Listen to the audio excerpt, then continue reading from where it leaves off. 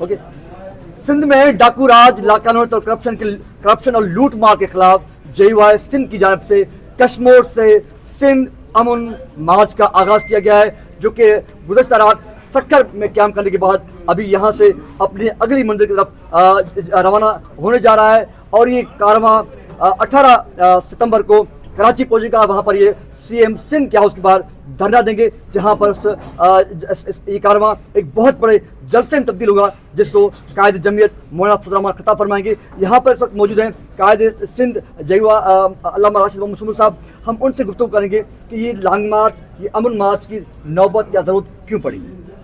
देखिए, आप गवाह हैं कि बदअमनी और लाकानूनीत, अगवा बराए तावान की वारदातें इतनी बढ़ गई कि हमारा ये रीजन, सक्खर रीजन, जिसमें लाड़काना सक्खर डिवीजन्स के 8 ज़िले हैं, ऐसा महसूस हो रहा था कि जैसे ये नो गो एरिया बन गए हैं। दिन दिहाड़े लोग रोडों पर सफ़र नहीं कर सकते, रातों को मोटरवे और हाईवे पर कानवाई के बगैर गाड़ियाँ नहीं चल सकती। पुलिस रिपोर्ट के मुताबिक 400 बंदे डाकुओं के पास रहे। ईद वाले दिन दूध पिया बच्चे शिकारपुर से अगवा किए गए, गढ़ी यासीन से अगवा किए गए, कश्मीर से 4 साल की मासूम बच्ची को उठाया गया, आपके सक्खर से मासूम बच्ची प्रिया कुमारी अब तक जो है वो बाज़ियाब नहीं हो सकी। मैंने अपने वालिद का गोलियों में छलनी जनाजा उठाया। तो अवाम अब तंग आ चुके हैं। अवाम को 2 बुनियादी चीज़ें चाहिए, एक अमन और एक खुशहाली, रोज़गार।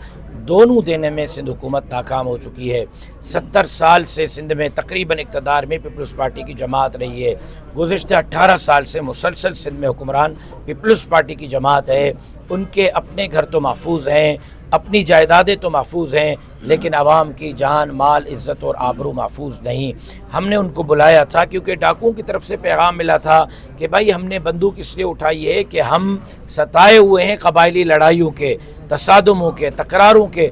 आप हमारे तस्वीर कराएं, हम बंदूक फेंकने के लिए तैयार हैं। उसके लिए मैं वज़ीर आला के पास गया, मैं वज़ीर दाखिला के पास गया, चीफ सेक्रेटरी के पास गया, होम सेक्रेटरी के पास गया, IG के पास गया, लेकिन मेरी बात को रद्दी टोकरी में फेंका गया। मैंने उनसे दरख्वास्त की कि जरगे करवाएं, अमन करवाएं, सुलह करवाएं, लेकिन मेरी बात को संजीदा नहीं लिया गया। फिर हमने सिंध अमन जरगे किए 2 सक्खर में। हम इंतज़ार करते रहे पीपल्स पार्टी में बैठे हुए नवाबों, वडेरों, सरदारों, जागीरदारों का, लेकिन वो नहीं आए। तो ज़ाहिर है कि मेरे पास फिर यही रास्ता है कि मैं पुरअमन एहतजाज करूँ, पुरअमन मुजाहिरा करूँ। कल जब मैं कंदकोट से निकला, शिकारपुर से होता हुआ सक्खर पहुँचा, आपने देखा लाखों लोग निकल आए। आज आप इंशाल्लाह खैरपुर में, नौशेर फ़िरोज़ में, नवाबशाह में देखेंगे, 18 तारीख को कराची तक आप देखेंगे।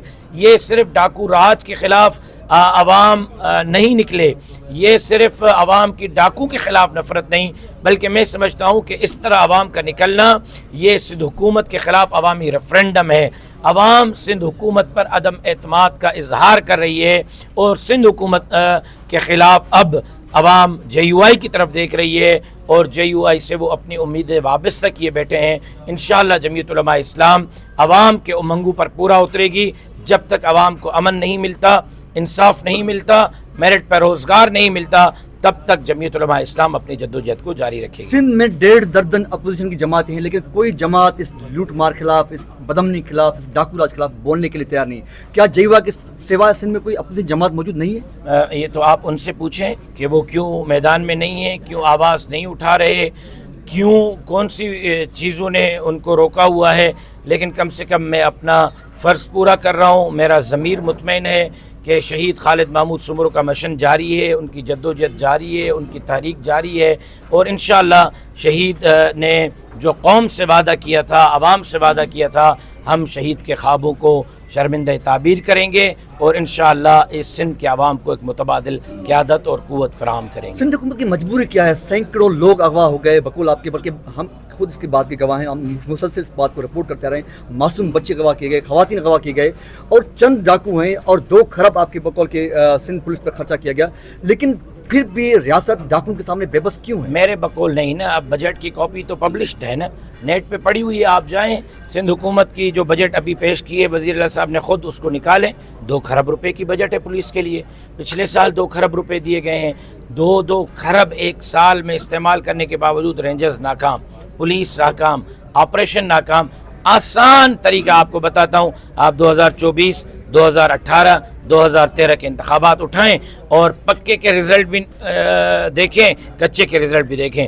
पक्के में पीपल्स पार्टी के सरदार ने, नवाब ने, जागीरदार ने, सरमायादार ने 0 वोट उठाया है, और उस कच्चे में जहाँ DSR कत्ल हो जाता है, उस कच्चे में जहाँ DSP कत्ल हो जाता है, जहाँ SHO कत्ल हो जाता है, उस कच्चे में जहाँ दिन को भी आदमी नहीं घूम सकता, वहाँ इलेक्शन वाले दिन पीपल्स पार्टी के उस सरदार को, उस नवाब को, उस वडेरे को 8-8 हज़ार वोट पड़ जाते हैं। ये मेरे नताइज तो नहीं है, मैंने तो नहीं बनाए, इलेक्शन कमीशन ने दिए।